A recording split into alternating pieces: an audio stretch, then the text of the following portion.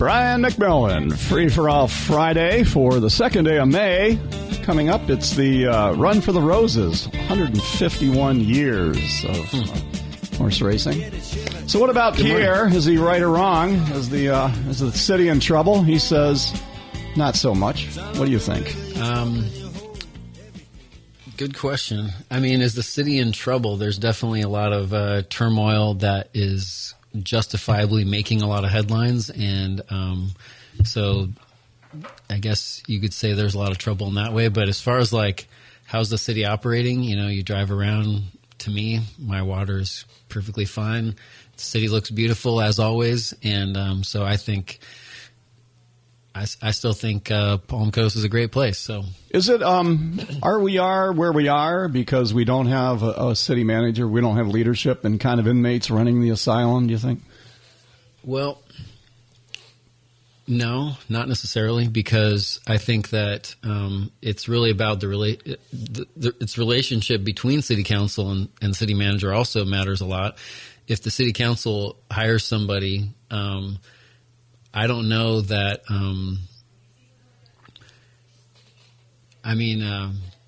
Yeah, it's a good question. I think that the time will tell if the city council, whoever they hire, still respects and wants to get along with. I mean, Mayor Mike Norris said that he believes that as a mayor, he should be able to request resignations if he loses confidence. Is that going to change if there's a new city manager? I don't know. Mm-hmm. It doesn't sound like it. He's being very clear in what he feels. That yes, Mike Norris believes this is the surprise. That was the surprise. Well, no one knows that you're here, Pierre. Jeez, Pierre. No one knows you're here yet. You're going to surprise everybody with you. Oh, I didn't know. I just. Well, Pierre Tristram, Flagler Live in the studio today. By the way, you're listening on the radio. That's great. Most people do. But you can also now we're live on WNZF Facebook page with video. Also, Flagler Radio YouTube channel if you're a YouTube person. And if you're not, just go to the Flagler Radio app or website and click on it, and there we are. Pierre doesn't like cameras, I know, but you look great today. Hold your hand up so that the camera starts following looking you. Sharp. We're not supposed to be on camera. Sure we are. This is the new 2025. Yeah, tell that to the Wesh reporters. Okay. Anyway, well, hey, I'm not a big fan. I was a radio guy. I chose to not really go the TV way because I liked it. Did you not buy these cameras? Well, I kind of because was forced. Because TV's not serious. Yeah, that's true. Anyway, so we're going to talk about the city of Palm Coast. Where are we right now? Where do we need to get to? How do we get there? What are the obstacles to it? And how quickly can we do that? And when I say, are we a ship without a captain on it? We have to decide. Is the city in trouble? Is the city in trouble or not? And I think it's pretty established that the show that we see at City Council is not reflective of the functioning of the city. The city is functioning pretty well. There are issues probably, at that city like in any city. But have we decided that the city is in trouble or not? And it is not. Otherwise, we would have issues that we could point to. Yeah. Meaning, as far as like, is the are the roads safe? If there's a pothole, does it get filled? They just that. They just repaved, resealed my road, which didn't need it. I missed the old one. It was nice and nostalgic. they just repaved it with that fake sealant. They're trying to make it look better. They're paving all sorts of roads around the city. I mean, there are some that need it, no question. And the city does need more money invested in its street management fund. But that's more of a policy decision. That has nothing to do with what they're paying attention to. All right. Well, let's ask the question to one of our Palm Coast City councilmen, Dave Sullivan. Morning, Dave. Good morning, Dave, Pierre. Hello, Dave. All right, so hey, I know I'm not supposed to ask you this, but I am. How come you're not at the meetings? What's wrong with our Dave Sullivan? Well, it's interesting, and I'll just do it quickly. I was fine. I went on a cruise after I left the county commission in November. I did a cruise, and I'd drove down to Naples and back. But anyway, right after I took over as city council, District 3. I started getting a pain in my eye, Went to my regular doctor. They sent me to the Florida Retina Institute, which is off Leanne Way here off Palm Coast Parkway. And I had a detached retina, which is a serious problem for your eye. It needs to be handled right away. So I had kind of surgery last Friday morning up in Jacksonville. Everything went fine. But in the meantime, for a week and a half, I have to put my head down in a 90-degree angle and do that 45 minutes out of every hour for a week and a half. So that's the reason I haven't been able to go to the council meetings, and did it via Zoom twice. The first time was a disaster because the audio wasn't working right. It worked fine yesterday. But I'll say, as bad as the 45 minutes every hour with your head face down, that meeting yesterday was worse. Okay. All right. So we started off. The question is the city of Palm Coast in trouble, and Pierre was saying that you can't use the what you saw yesterday and these last few ones with Mayor Norris and all this fiasco and stuff going on, as that's not the way the city's operating. And are we? Let me ask you as commissioner, and you're new on there, but you do bring a lot of wisdom. Are we in trouble, and or aren't we? And where do we go from here? As the cliche goes, the trains are running on time. The city is okay. It's working fine with the staff. By and large, it's doing a good job. Obviously, we have some difficulties and problems, but I agree with Pierre. I agree with Brian probably. The city is doing well. It's still a great place to live. And driving around, I just had my son here, my daughter here. They drive around and they say, hey, it's really a nice place. So I know we have problems, and I'm not denying that, but I agree. Oh, so is the problem the mayor? I don't think the problem is that we have a mayor. I think the problem is that we are supposed to have, in the way the charters and the local charters go, we have what's called a weak mayor. Mayor is just one of 5 people that make policy decisions for the city. And right now, I think that the new mayor, and he is a new mayor. Remember, I was on the canvassing board. I'm one of 3 who signed off on the election that got him elected. So he's duly elected. I just think, I think that he got started in the wrong direction, thinking maybe he had a little more ability to make decisions than he did. I'm trying to be as nice as I can here. And I don't think the mayor is doing the city overall any good right now. And that's the bad side of it. Well, he still believes that he has that power. Yeah. He did not come off the idea that he doesn't have the right to fire people, or at least to demand their resignations, to have these closed-door meetings. And he makes stuff up all the time. I mean, he made stuff up yesterday, time after time.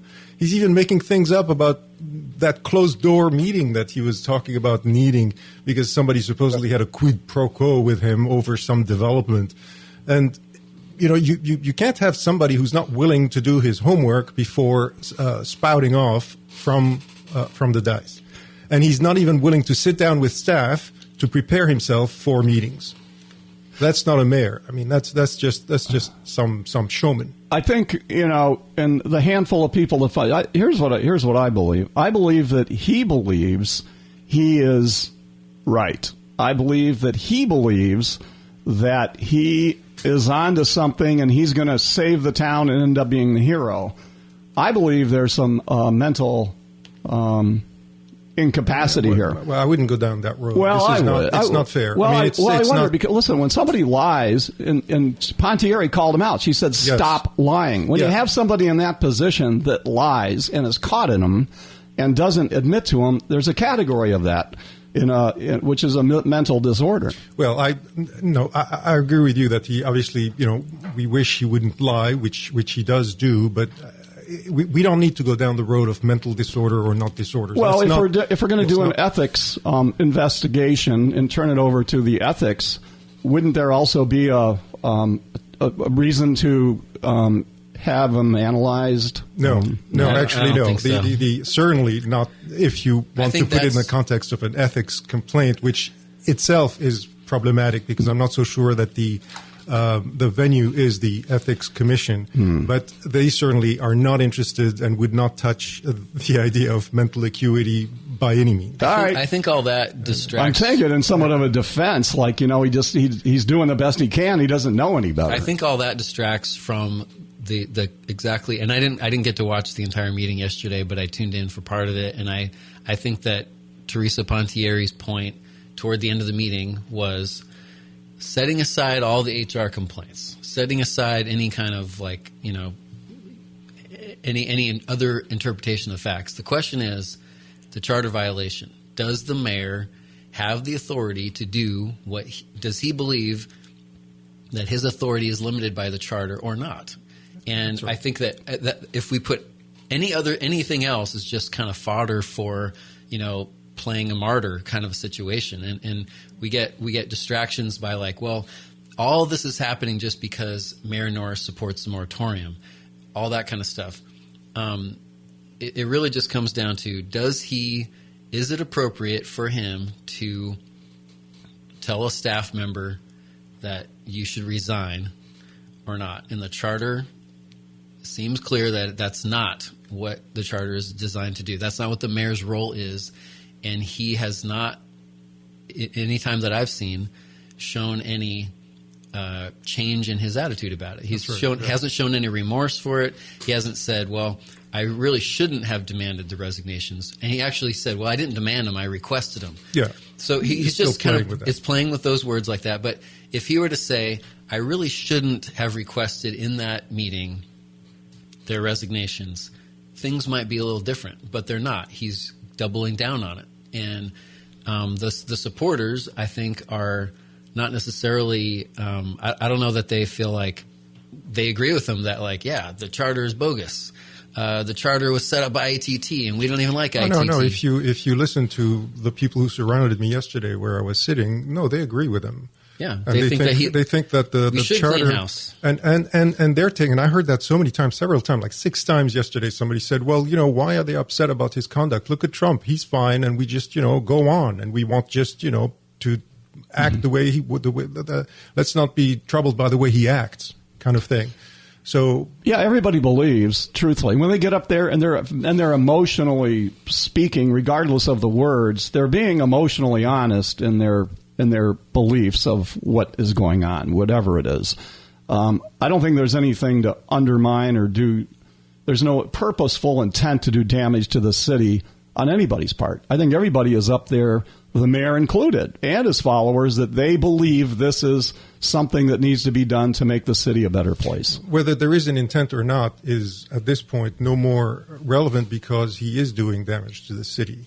When he accuses staff members, high staff members, middle staff members of the kind of things he does and abuses his position to accuse them in public, to summon them, the way I think was completely improper yesterday to summon Regina Fuller to the front as a city manager. That should have been as a mayor, that should have been the city manager's right, not his. To start questioning staff like he did her, none of that is appropriate.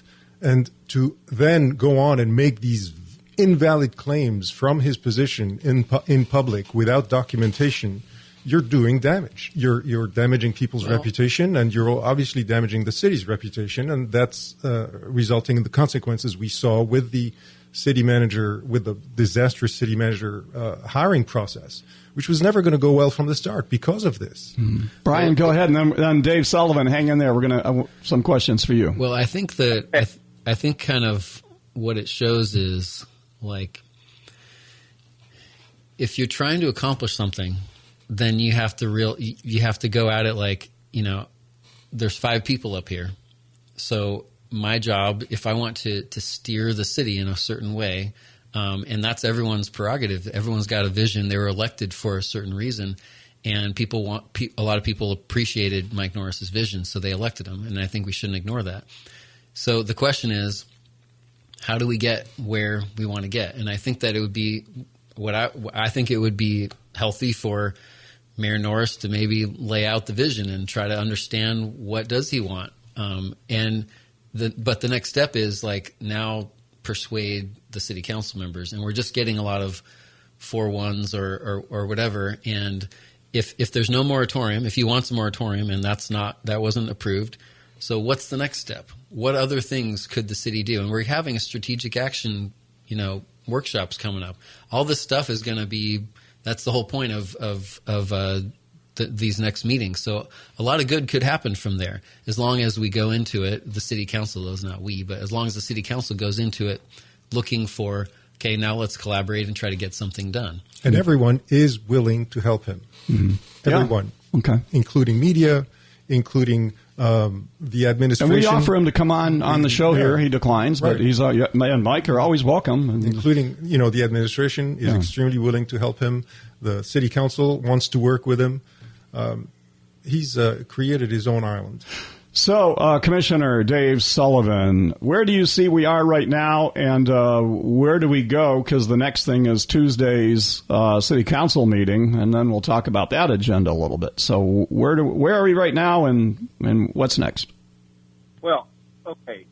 First of all, there was an independent investigation. Adam Branson, the lawyer, the independent lawyer, briefed on, and we were aware of that at a meeting prior to this, at which the city council, without the mayor in presence, being there, voted 4-0 to give a no confidence vote to the mayor and to forward the investigation to the State Ethics Commission to get a second independent view of what's going on. I also asked Adam Brandon yesterday to reread his conclusion, which you guys have just gone over, which states the problems. And I agree that when he asked for the resignation of the city manager and the assistant city manager, that was the key issue as far as kind of the details of what the investigation was about.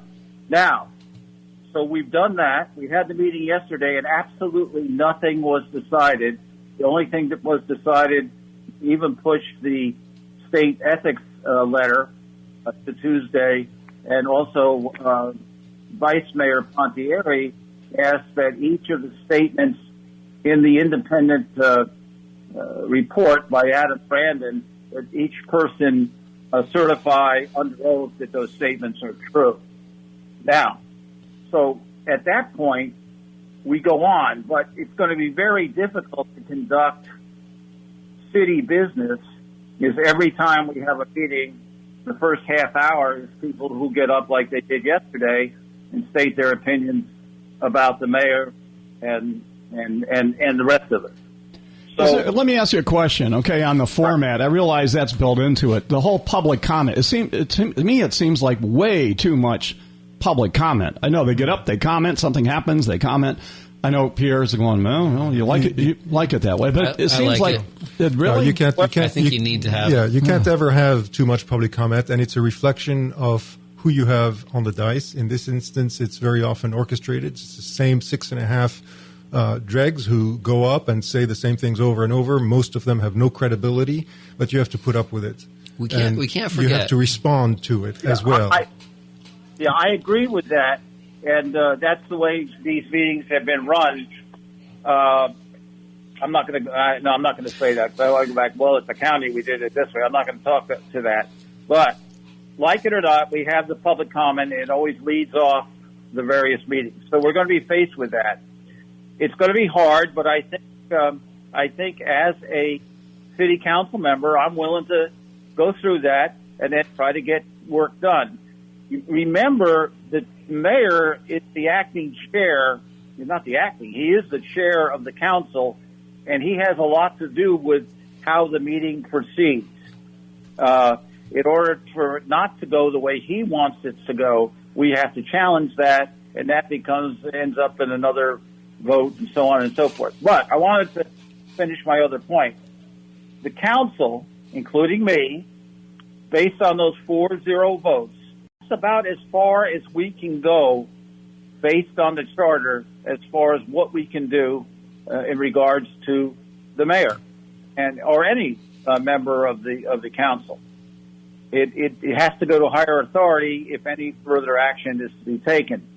So I'm afraid, I'm not going to say I'm afraid, I think that we're going to go on the way we are now, I think the staff can do their job, and I think we'll go on with at some point in the future, we'll go back and look for a new city manager, hopefully when things settle down a little more. And that's where we are. I'm willing to accept that role, and I'm afraid that's the way things are going to be for a while. I think, thank you for that perspective, Dave Sullivan. I think that one of the struggles, or one of the ways forward, build bridges of understanding, right? So I think that it's counterproductive to say that the 6 people who get up are dregs, and it's kind of like, we're going to kind of like, okay, let's get this out of the way, let's move on. Mayor Norris was elected. So there's not just 6 people. There's thousands and thousands of people who feel that Mayor Norris was the right person to lead the city. And it's because, and if we just ignore that there are some problems that at least a lot of people perceive, then we're never going to move forward. So the question is, what is the problem? And sometimes we need more facts, and sometimes there are decisions that maybe in the strategic action plan moving forward can be addressed. And so maybe there's things that can be really, improved. And here I have a couple of numbers I want to share.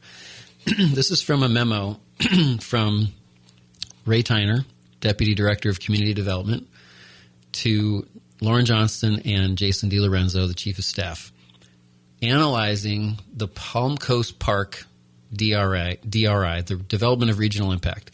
It's 4,700 acres. It's like the northwest whole part of the city, west of US 1 and some east of US 1. But this is a huge development that is currently under construction. Like KB Home has Somerset going up there. There's a lot of homes under construction there. The question is the city council, has the city council in the past allowed for more and more homes to be built despite a lack of infrastructure? That seems like that's really the big issue that a lot of people say. And are they right? That's the question. And are there facts and numbers that we can say to kind of address the issue? First of all, the wastewater treatment is not the only way that it's over capacity is when there's a huge storm. And that did happen. And the DEP said, you got problems, you need to build a new one. So we have approved a huge bond to do it. So as far as the capacity of our infrastructure, we're actually going to be fine. We're not over-promising to developers. We have the capacity that we need. And there's plenty of drinking water. There is plenty of drinking water. Now, going back to the DRI and this memo from Ray Tyner, in 2004, the original plan for this DRI said that there would be 3,600 units. Now, there's 6,400 units. So there have been more units approved. And this is kind of like shifting around. Like there's kind of general ideas of what it would be. It wasn't like set, like there's going to be homes here. It's kind of like a big malleable plan. So there's 3,600 homes originally in 2004. There's 800,000 square feet of office space, 1.5 million of commercial, 800,000 of industrial.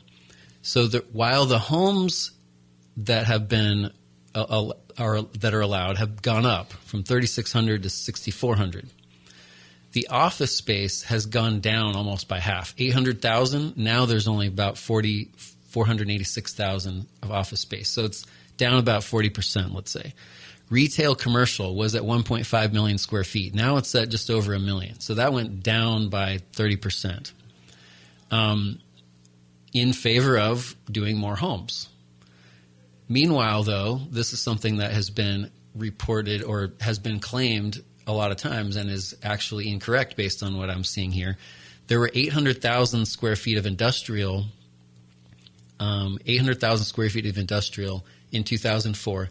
Now there's 1.1 million of industrial. So the amount of industrial has actually gone up in the Palm Coast DRI. That's something that we should be talking more about.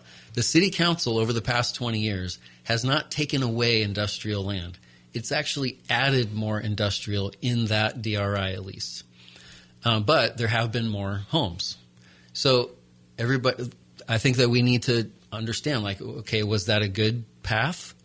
A lot of office and commercial people, like, working there's a lot of discussion, like with Amazon. Do we need as much commercial? Do we not? Maybe the market's not there for as much commercial. So the commercial land has gone down, 1.5 million down to 1 million square feet. Was that a good move? I mean, that's the facts given at the time with the city council in the past 20 years. Now going forward, what do we do now? Do we think that we still want to keep adding residential, or do we not? Or what do we do with this industrial?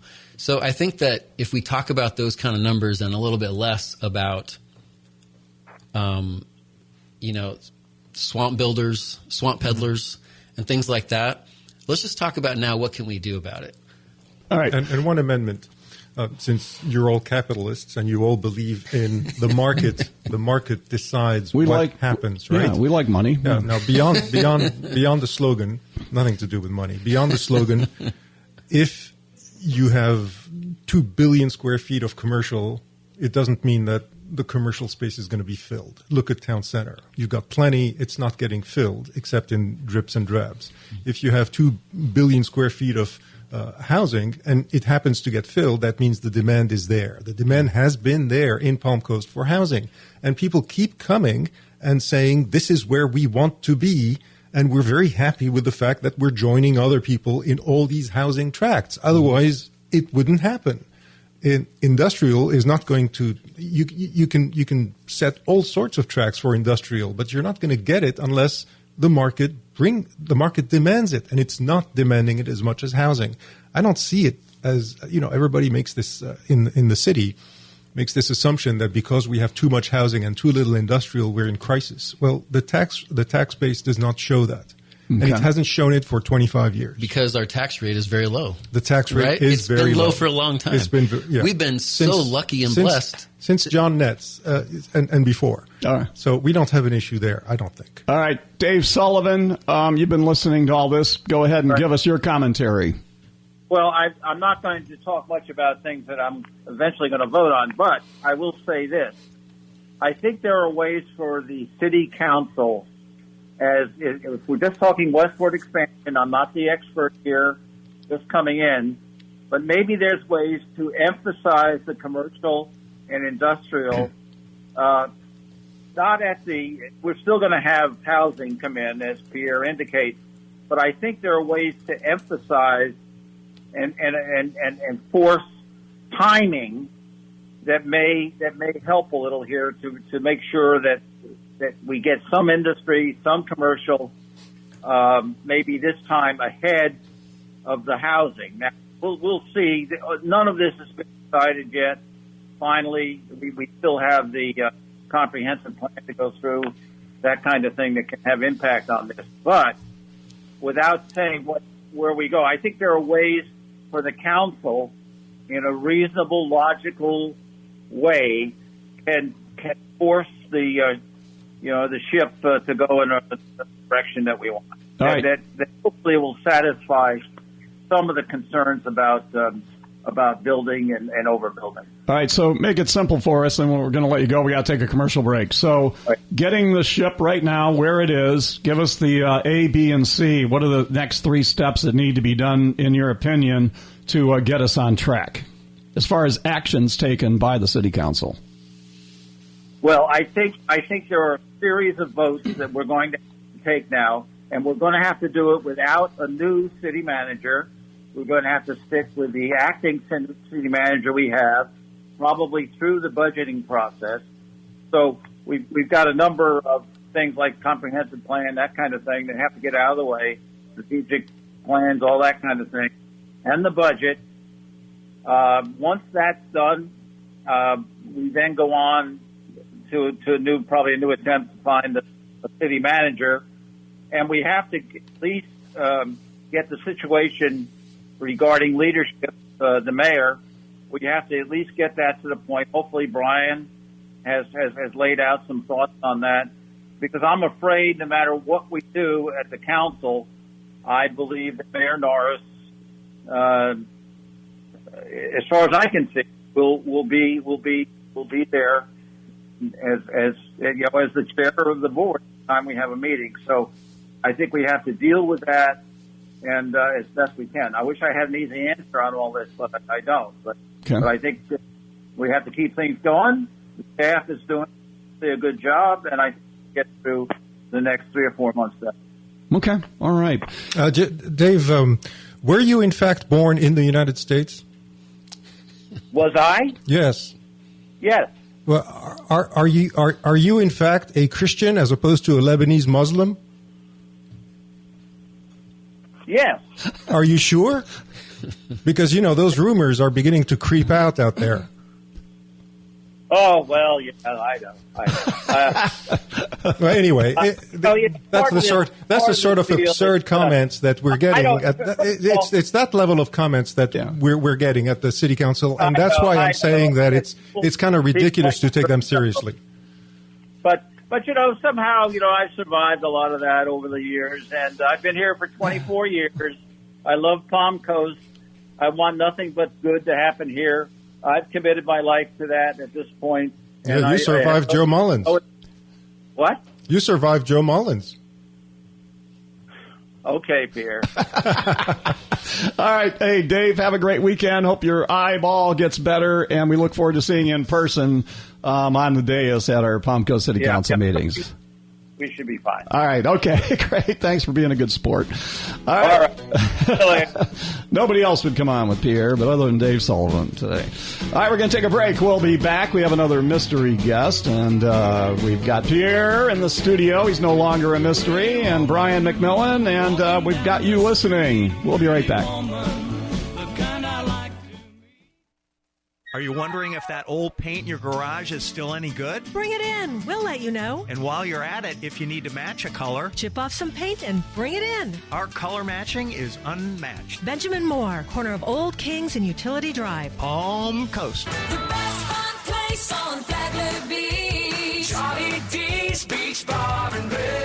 Happy hour 7 days a week from 11 a.m. until 7 p.m. with $3.25 wells and selected domestic bottles. Hi, this is Ashley Katz of Serenity Realty Group. Managing properties can be stressful, but it doesn't have to be. My team and I take pride in providing top-notch service to both owners and tenants. Call me today at 386-221-2255. Serenity Realty Group. Peace of mind, one property at a time. Hi, this is Pastor Charles Solano. Here's a few food facts that might surprise you. There are over 135,000 people living in Flagler County. Many families go hungry because of health and various financial hardships. Every month, our food pantry gives 6,500 families a $150 box of food. If you do the math, 150 times 6,500 is almost $1 million a month that can be spent locally on other needs. Thank you for donating to the $1 Million Foodathon. Go to gracecommunityfoodpantry.org. Free for all Friday, live and in living color on our YouTube channel, Flagler Radio YouTube channel. Also on the WNZF Facebook page, video live, and of course radio, Alexa, streaming, all kinds of things. We've started called restreaming the Palm Coast City Council meetings, which is good because yesterday the city's YouTube channel had a little over 1,000. Ours combined were about 1,000. And I think that's good that if there's 2,000 people watching at least part of it and they're engaged, I think that's a healthy thing that people can at work on their phone. You can stream it off of, you can watch it in a lot of different ways. So I think it's not always healthy when government is entertainment instead of business. Oh, yeah, I know. It's like a reality show right now. But anyway. So what have we gathered so far with our discussion and with Dave Sullivan? Kind of what you had said, Pierre, that, a lot of things are functioning. Like he said, the trains are running, the water's flowing, the toilets are flushing. Our staff is intact. I think they could use a little more love and support from the community and appreciation for what they do. Mm-hmm. So what's the answer? What do you think? What would Mayor Norris have to do? We're always talking about, well, what are we going to do? What's the council going to do? Well, how could Mayor Norris, fix this? If you have the last 2 minutes of yesterday's city council meeting where Lauren Johnston spoke, that's what he has to do. She summed it up better than anybody. She spoke like she was some Roman senator from 2,000 years ago with an eloquence I have rarely heard at the city council in an environment where you really would not have expected this. So she showed a strength of character and calm that is exactly the prescription you need and that Norris needs to hear, as well as his sycophants in the audience. But I don't think that they heard that. Yeah, I mean, because after she read it, after she did it, I didn't hear the whole thing. It was very compelling and common sense, and this is it, and it came from her heart because she kind of said, "This is from my heart, not as a city manager." That basically we all need to get along. We're all here for the same purpose of. I hate to paraphrase something that she did, like you did so eloquently, but let's all get along, let's all get together, let's work together because we're all here to make this a better city. In so many words. And when she was done with it, I thought that was a perfect chance for Mayor Norris to say, thank you. That was really, but he goes, okay, like it was a public comment or something. But that's why, like Brian said, we're not getting the sense that he is getting the message that he has to do something as well in order to improve matters. Well, you say he's isolated. You talk about him isolating himself more. It's very personal for him right now. I mean, you can. It's people are trying to take him down. That's what he's stating, and it's convenient, isn't it? The problem is that it's a lot of there are shadowy figures that are trying to do this. There's developers that are not being named. There's organizations that are not being named. So it's kind of it's impossible to get past it unless we can kind of put that in the sunshine, which again is why I think Teresa Pontieri, again, came across really well yesterday or on Tuesday in the meeting. It was on Thursday, I guess, yesterday. But basically saying, no, we can't do something behind closed doors. It needs to be in the sunshine. And I think that there's been a lot of use of that term. This is against the sunshine, like we're violating the sunshine. But okay, well let's talk about it. He's the one who was wanting to violate sunshine yesterday with that secret meeting. Yeah, well, and let's talk about the quid pro quo. To me, that means, hey, you do something for me, I'll do something for you. And in business, that happens all the time. But in government, that's illegal, right? I mean, you can't as a city official. But if this happened to him, all right. So here's my whole concern: is if he blurts out the name of the developer that offered him quid pro quo, I mean, that could spark all kinds of lawsuits, particularly, if it's another lie. Right. And that's why he didn't want to have this in the open. Plus, his witness is his wife, apparently. It's like Joe McCarthy in Palm Coast. I mean, seriously?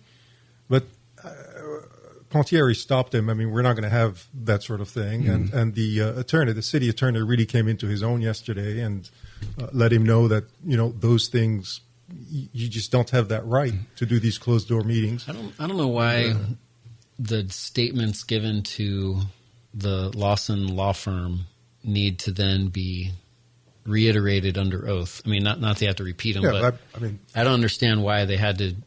Is that not sufficient to send it to the Ethics Commission based on the report that's there? Yeah, I mean, I don't understand why that would be necessary. Basically, we just want the truth here, and be careful what you say, maybe. But okay, so they'll vote on all that. So Tuesday meeting, 6:00, I think it is. All right, that's the evening one for next Tuesday. Well, they're supposed to talk about the city manager at that meeting because the white paper that he was assigned. That's the last city manager candidate standing. And as you recall, they were both assigned white papers on budgeting. One of them dropped out. The other one was supposed to continue, but he's not writing the paper. He's been told by the consultant not to do it and to wait on direction by the city council, which we were hoping to hear yesterday. And it seems like they're coalescing, or they should coalesce, around the idea that, let's just put everything on pause and keep with Lauren Johnston for now. Let me ask you a question, all right? Because we don't have a utility director either, right? Really? I mean, we don't have. So, and he's got Richard Huffey has, utility. Why not we say, hey, look, he wanted to move here. He seemed like a nice guy. We had him on the air. Why not offer him a utility director position? I don't think he's in public works. He's not really dealt with that sort of operation before. I mean, I don't know if you want to just conflate the two that easily. It's a very particular kind of business, and you have to know so much about regulations that are changing very fast as well, that it's a different world, and they should just get a utility director who's done the job. And we need to stop being everybody's guinea pig. We can't be training people in order to be the position that they're occupying. That's what gave hesitance to Miller and Pontieri regarding these two candidates. They would have been guinea pigs for their future city manager skills, which they then would end up using elsewhere. In my opinion, if we end up with Lauren Johnston for another year, it's going to be fine. Well, I'd like to end up with Lauren Johnston for another 5. Yeah, she just doesn't live in Palm Coast. Yeah, that would be a charter amendment. I offered my son's room that she could lease, and I have not yet heard back. So when your son comes back from college, hey, we rented your room out, right? Where he can be in my reading room. Okay. All right. Well, hey, now this is the way I would do public comment. It's now time for public comment, sir. Please step up to the. It's not a podium. You stand on a podium. It's actually a lectern, right? Lectern. I use the word lectern. Yeah. Anyway, but it always says podium. The Observer uses podium, but their English is sometimes iffy. It's true. All right. Well, please step up to the podium, level. State your name and your comments. Go ahead, sir. I guess this is my cue. That would be it. Hello, my name is David Ferguson. I've been involved in Palm Coast since 2003 when I first invested in property. I've been a full-time Palm Coast resident since 2012. And most of you listening may have heard my name before because I'm not bashful with sharing my opinion. But I don't know what you expect me to say because a lot's been said. I said a lot myself. I watched yesterday's proceedings. And I felt like I was watching the movie A Few Good Men at times. Well, the reason I did ask you, first of all, your name is on the wall on a bronze plaque at the City Council chambers, right? Yeah, I'm proud of that because I was part of the council that decided we need a better place to meet than where we were meeting. It was kind of embarrassing to meet at that for workshops over at, I don't even know what the name of the place is called, this Cypress something or other over there. And then we met in the old community center. And, they had 2 urinals there in the bathroom that were built back with ITT. So I thought it was a good move that we have a better place to meet. And I think we're in a better place now with the building. But anyway, I don't know what the answer is with the current situation, but it can't go on like this. I think I've read in the media where, things have to change. Either the mayor comes to the point where he realizes that he's powerless in his present capacity. He doesn't have the support of the other 4 council members, and he doesn't have the authority that he thinks he'd like to have.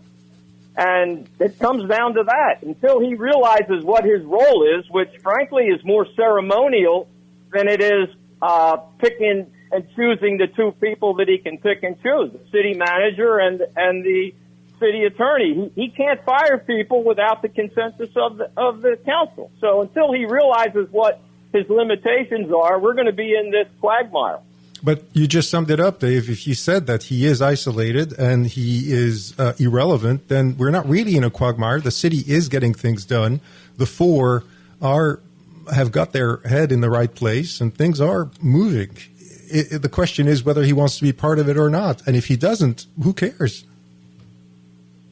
Well, you want some dignity when you elect somebody. He's big on this mandate of why people elected him. And I got to share this. I got involved in the planning department and the planning board because I wasn't happy with all the houses popping up and all the land being cleared.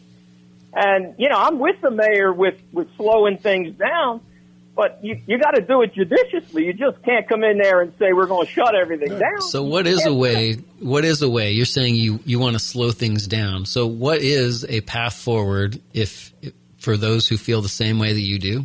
And again, I think there are a lot. What is a way to quote unquote slow things down? I think I thought of an idea. I don't know how relevant it is, but when you clear a lot or you clear an area, you have to perform and build something, not keep it blank for a period of time. I know in certain developments, if you buy a lot, you have to build in a certain period of time. You can't clear cut stuff and plan for 300 houses, that you have to have a timetable for building and selling those properties, I think. So if you don't hit a deadline, then you got to replant trees? Either that or reapply for the right to build. That sounds like a good idea. I don't know. I mean, that is in place, except that the deadlines are very, very generous. 20 years. But I'm not sure. I don't know what they are. I'm not sure that get us to where we are, because if you clear a lot and you don't build, you've still achieved what you want to achieve, which is less building. So what's the difference other than we've lost more canopy? Well, I liked Palm Coast when I bought in 2003. It was a sleepy little town without a radio station. And those were the days. No. Yeah, we don't have that anymore. Yeah, but we don't have the right to say, as people who have bought into Palm Coast, we don't have the right to say we're the last ones. And nobody else has the right to have what we have. ITT did that. They plotted out 45,000 lots. They didn't clear them all. They just left them all. So we all, most of us who live in Palm Coast proper, I bought a house, and down my street is a lot of wooded, lots. A lot of, and that's where the majority. We're not talking about those lots. We're talking about the Roberts Road, where there's been a deforestation. We're talking about the Royal Palms deforestation. Right. We're so talking Palm Coast about did it right. ITT did it right. But they're building there, and that's where the majority of the development is happening. It's actually the ITT lots, 7,000 of which are still unbuilt, and that's where most of the building, 70%, if I remember, is taking place. You cannot tell those property owners you may not build. Those are entitled lots. Since 2000, there's been about 32,000 homes built in Palm Coast. 25,000 of them are ITT lots. Yeah, and that's continuing. The trend is continuing. Well, it's sometimes you got to leave town to appreciate what you have. Mm-hmm. I went down to Boca Raton and went to the Hard Rock over last weekend, and you get off, and like I say, in Boca Raton and Fort Lauderdale and all that, and it's really nice. But then when you come back here to Palm Coast, you get off and you see the sign, and traffic is, there's a lot of traffic, but it's flowing. It's not anything like in the bigger cities. And the reason why is because people like being here. I think most people, it's a little annoying compared to what it used to be. But if you look at it through the eyes of people who have just arrived, who have, they bought their lot years ago for their retirement. They've reached the age. They have their money. They're all excited. They sold their property up north. They've moved to Florida. They picked out Palm Coast, the perfect, beautiful place with parks and recreation and beaches and nice people here. And, and they really appreciate it. It's very refreshing to talk to somebody who is new here and looking at it through their eyes, because where they came from, the traffic was all congested and in a mess. And right here, I think sometimes we got to count our blessings. It used to be that there was no rush hour in Palm Coast. True. Now there is rush hour in Palm Coast, but you can't. It's unrealistic to have a city with no rush hour for very long. If it's a nice place to live, we're not going to build roads so big that we eliminate any possible rush hour. That just can't happen. It might be that with more. There are design issues in the old Palm Coast that are going to be problematic, because obviously we're going to add a lot more people, and the roads can't be changed. That's going to be an issue. We're just going to have to live with it. I think having a workshop about traffic would be a really healthy thing. How much traffic do we have? What do the numbers say? What can we do about it? Is there anything we can do about it? And so let's make a plan to do something about it if they can. And if not, then let's say, okay, well, that would cost $1 billion. So we're either going to have to live with this, or we're going to have to do this with our taxes, and let's make a decision about it. And right now, I think it's just a lot of angst about the problem, and there's not enough talk about what's the solution. Yeah. All right. Well, anyway, good discussion. Pierre, thanks for coming in this morning. Good to have you live and in person. And, we'll do that a little more. And, he goes, oh, no cameras, but we told him how good he looked, and he sat down anyway. So, Brian, we got a tripod for you. He was stacking his 2 Kleenex boxes with the camera to get the right angle. Is that the right angle for you? Yeah, it's not bad. It's still a little bit down. I think I'll try another one, another Kleenex box next time. Hey, also, I got a shout out to the Matanzas Pirates girls softball team. They are going to be playing in the state championship on May 8th, which is the first time ever in the history of it. And they have an all-star. I don't really know. Our sports department is onto it. But the girl that is pitching, she's already been drafted by University of Florida, so she'll be a Gator. And she has such a pitch that nobody can hit it, basically. Do you know what I'm talking about? Not exactly. We've written some stories about her. Leah Stevens, I believe, is who you're talking about. Cancer survivor, and just like a great, story of success and exciting. And that's what's going on here. And, we need to be talking. So anyway, we're going to be televising that game, softball game live. I think they're playing it at Matanzas. That'll be on our YouTube channel. Play-by-play with our sports department. They've just done a great job getting multiple cameras and we've got the play-by-play down with the audio. We've been doing that for years, which is good. Now you can watch it. And the cool thing is the kids that are playing, their families up north or wherever they are can watch it. And it's, recorded, archived for the rest of their life. It can be part of their, resume or whatever they're doing. Maybe some of that family up north would want to move down to Palm Coast. Yeah, I would. Oh, no. Yeah. Or maybe they should. I don't know. Maybe they shouldn't. Yeah, it's amazing that people still want to move here. Yeah, I know. With all that horror going on, all that, all those conspiracies, all that corruption. Oh my! It's like Tammany Hall. Why would you want that? Keep it all in perspective. Just focus on solutions. Yeah, Count your blessings. Count your blessings. Be grateful, and we'll do our best to keep bringing it to you, and the good news and the bad is whatever it is. Pierre, Flagler Live. Thanks, buddy. All right, Brian, have a good one. Also, Songwriters Festival this weekend. Oh, yes, thanks. And here's some country music, right? Matter of fact, one of the songwriters that wrote this is going to be there. The kids screaming, phone ringing, dog barking at the mailman.